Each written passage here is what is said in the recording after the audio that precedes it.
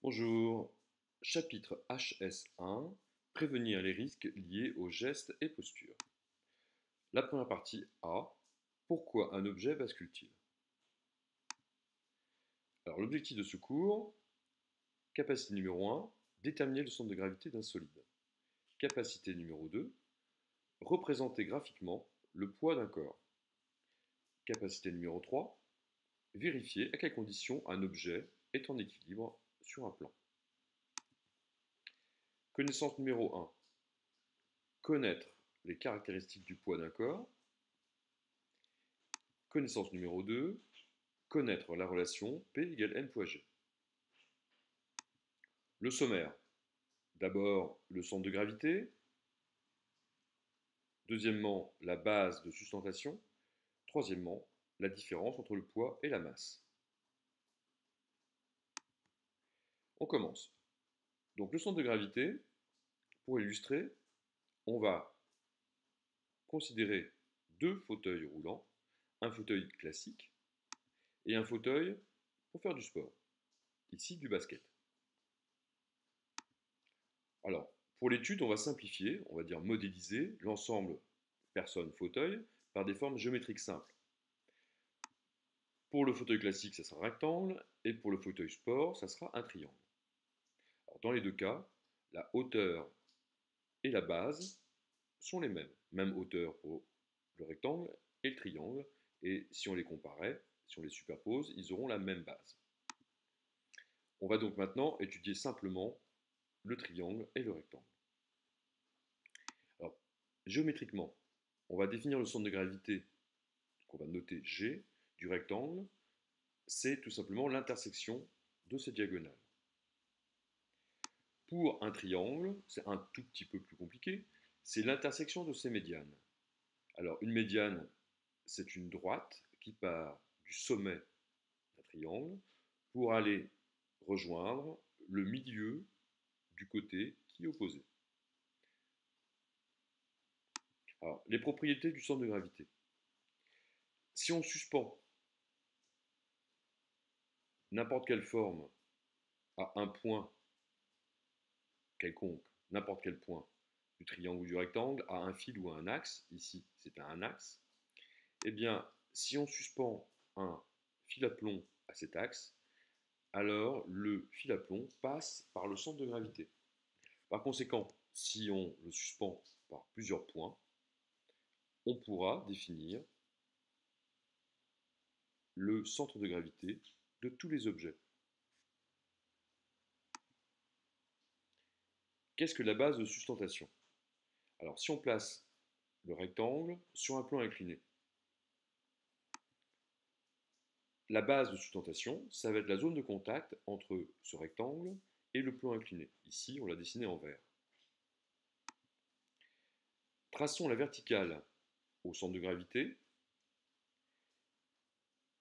On va vérifier que si cette verticale en pointillé vert coupe la base de sustentation verte, eh bien le rectangle ne bascule pas. Si on incline le plan incliné par rapport à l'horizontale, on s'aperçoit ici que la verticale en pointillé vert ne coupe plus la base de sustentation. Alors, dans ce cas-là, le rectangle va basculer.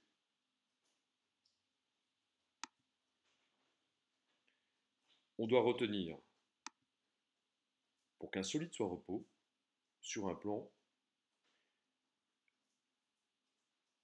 eh bien pour qu'il soit en équilibre, il faut que la verticale, qui passe par le centre de gravité, coupe ou soit à l'intérieur de la base de sustentation. Si ce n'est pas le cas, le rectangle ou l'objet, le solide, va basculer. Maintenant, si on compare le triangle et le rectangle, on va placer ici le rectangle à la position extrême, juste avant le basculement. Ici, on voit que les pointillés verts sont juste à l'extrémité de la base de sustentation, dessinée aussi en vert. Donc là, si on incline un tout petit peu plus, ça bascule.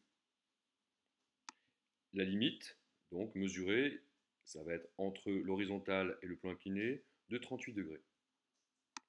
On va comparer maintenant avec le triangle de même hauteur et de même base, placé lui aussi dans des conditions limites. Eh bien, on voit que la limite pour le triangle, c'est 52 degrés. Alors pourquoi est-ce que le rectangle va basculer plus facilement que le triangle? Tout simplement parce que le centre de gravité du triangle est placé plus bas que celui du rectangle. Alors pourquoi ça bascule? Ça bascule à cause du poids. Alors dans le langage courant, on fait souvent la confusion entre le poids et la masse, mais en science, on va définir les deux mots de manière précise. Donc la masse, c'est la quantité de matière contenue dans un objet. On la mesure en grammes ou avec ses multiples, par exemple les kilogrammes, à l'aide d'une balance. Ça, c'est une expérience très commune. La masse, c'est donc une grandeur invariable. Elle ne change pas. 1 kg de pomme vaudra toujours 1 kg. Sur la Terre, on peut faire l'expérience. Donc, il n'y aura pas de changement, à moins qu'on mange un bout de pomme, ou alors qu'on mange un bout de plomb, ça ne sera pas évident. En revanche, sur la Lune, il faudra nous croire, sur la Lune aussi, on aurait le même équilibre. Parce que ce n'est pas une question de poids, c'est une question de quantité de matière égale de chaque côté. Alors qu'est-ce que c'est que le poids, justement? Le poids, cette fois-ci, ce n'est plus une quantité de matière, c'est une force. C'est une force gravitationnelle qu'une planète exerce sur les objets, comme par exemple nous, sur la Terre. Ce poids, il est mesuré en newtons et on le mesure à l'aide d'un dynamomètre. On utilisera des dynamomètres en cours. Alors, sur la Terre, le poids d'un kilogramme de matière est de 9,8 newtons environ. Si on change de planète et qu'on va sur la Lune, ce même kilogramme n'aura plus un poids identique, mais beaucoup plus faible, environ 6 fois moins, 1,6 newtons seulement.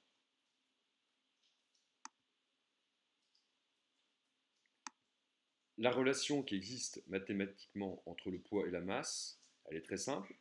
Le poids en newtons, c'est la masse en kilogrammes multipliée par G, qui est exprimée en newtons par kilogramme. G, c'est ce qu'on appelle la gravité, et ça varie selon le lieu ou selon la planète. Alors à Paris, en France, elle est estimée, elle est à peu près égale à 9,81 newtons par kilogramme. Si on va au pôle Nord, il fait froid, mais comme la Terre n'est pas exactement une sphère, elle est un tout petit peu plus plate au pôle Nord, eh bien, on passe plus lourd. La gravité est un tout petit peu plus forte, 9,83. À l'équateur, il y a en plus un phénomène de rotation de la Terre qui fait qu'on est un peu plus léger, 9,78 newtons par kilogramme. Sur la Lune, on serait très très très léger. Bon, pas des plumes complètement, mais seulement 1,62 newtons. Et sur Jupiter, on ne pourra pas poser de pied parce que de toute façon c'est que du gaz, on pèserait vraiment beaucoup plus lourd, beaucoup, une valeur de 25 newtons par kilogramme.